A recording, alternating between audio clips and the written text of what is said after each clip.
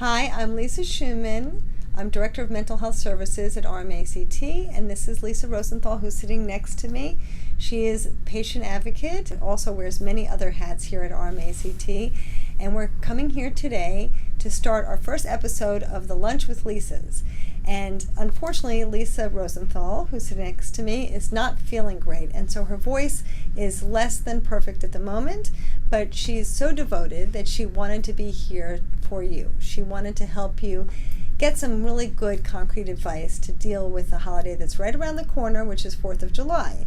And I know you've already had to deal with Mother's Day and Father's Day, and there'll probably be a lot of other barbecues and parties coming up where people will probably ask a lot of not so nice questions, or maybe well-intended questions that seem not so nice, and we want to help you with that. And so we're here today to try to help you out. So we're going to talk about some examples, right? So Lisa, what do you think that you might do if someone came up to you and said, well, it's 4th of July, why aren't you drinking, Lisa? I think a lot of times, forgive my voice, I think a lot of times our first reaction is kind of the deer in the headlights, where we kind of freeze, especially if we don't have an answer prepared. So I think the first reaction might be, like, what do I say? And you know what some women do, maybe men too, is they make a mocktail that looks like a drink and it avoids the question. But another answer might just be, I'm just not in the mood, or I'm not really a big drinker and I know how hot it is out.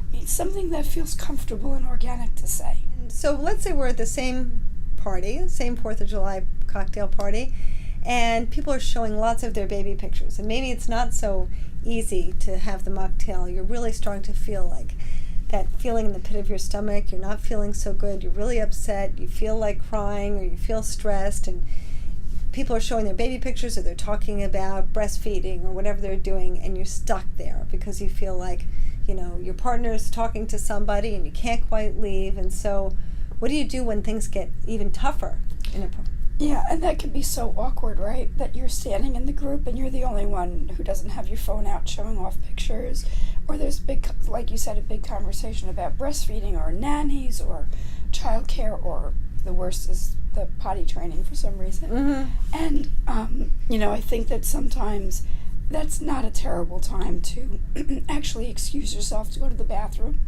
I mean, sometimes the best defense is just to remove yourself.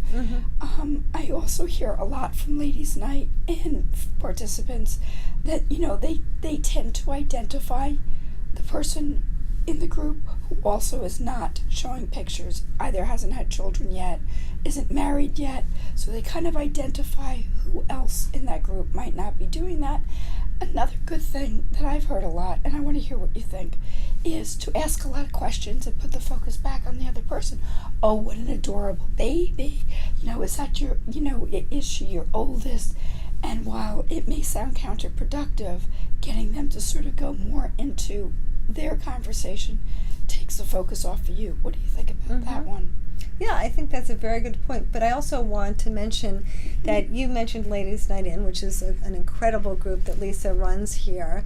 And we actually are just trying to publish some research now on Ladies' Night In, just so that we see that it's such a successful group, and that our patients and people outside even have been so supported and felt so relieved and gotten so much from that group, that we really wanted to look into the success of that group. And we found that being able to have a forum like this is really helpful. So I hope you can continue to tune in to all of our episodes. But I digress a little bit. In response to your question, I really think that that's true. I also think that it can be a tough time for couples, right? Because maybe your partner wants to go to the picnic and you don't want to go. Maybe your in-laws want you to come and you feel pressured to come, and then what do you do, right? It can be really, really difficult, and I think that the tricky part is to make sure that you don't start to look at other people in an angry and resentful way. Your partner may not know how upsetting it is to you, or your mother-in-law may not know exactly how upsetting it is to you.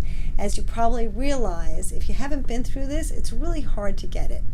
And so I think it's good to kind of take a step back, and if you can and you feel up to it, also educate the people around you and say, look, I'm having a really hard time, and so I really don't think I can manage that party. Or to your husband, you know what, I'm really sorry. I really would like to be there for your mother or for your dad on Father's Day or the 4th of July party, but I really can't do it. Let's think of something else we can do together. Maybe we can go out to a movie, or we can go out for dinner another night. I think, providing other alternatives could be helpful too. One thing that my husband and I always agreed on when we were dealing with infertility, always, we decided what time we were leaving, and almost no matter, unless we were both a huge thumbs up that it was going really well, we left when we said we would leave. We would go, and if we knew it was a really difficult type of an event, we would keep the time short and say, we're so sorry we need to leave early, but we have something else we need to do. But we really did make that arrangement first, so that in the middle of the party, I'm not trying to send him signals that I want to leave, and he's like oblivious, or any of those kind of things that sometimes comes up. And I will tell you the question that I got asked when I was in treatment and had gained a little weight, and where do you think it settled? Right here. Here I was trying to get pregnant, and what would I get asked? When are you due? I'm going to turn the tables on you.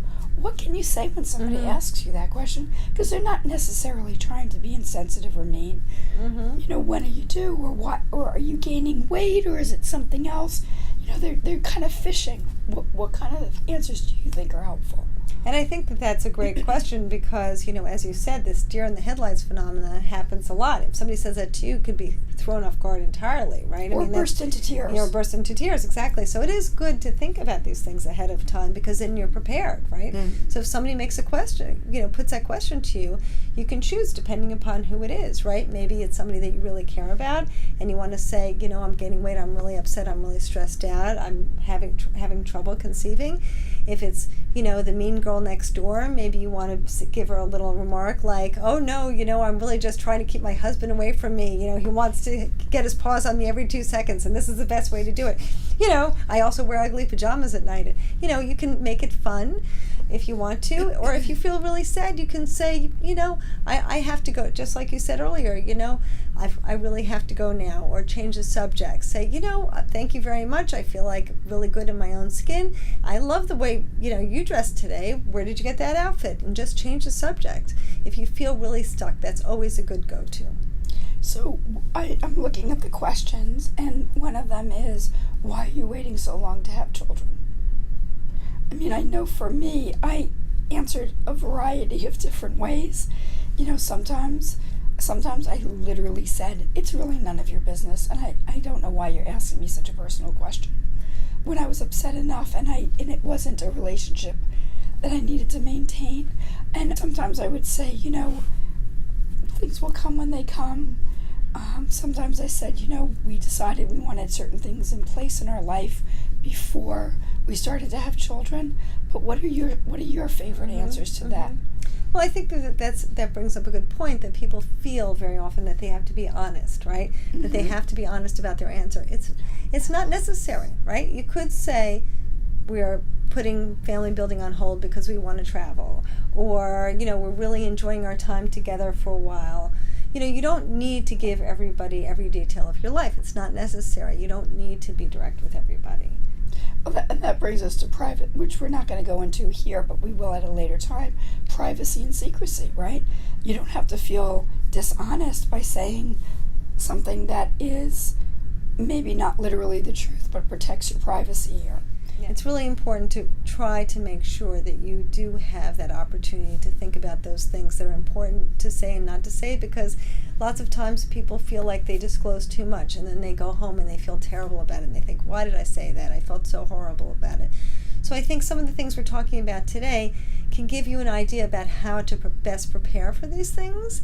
And I think it's certainly worthwhile if you have a partner to talk to your partner about it ahead of time, so you guys can stay on the same page. I think it was a great example you gave, Lisa, about talking to your husband ahead of time, because if you can prepare, you can avoid that deer in the headlights situation. So one of the things I experienced during infertility was that I was polite the first or second or third or fourth time I got asked the same question at a party, but by the 17th time, there were some hand gestures that I felt like were coming up for me that, of course, I didn't use at a party.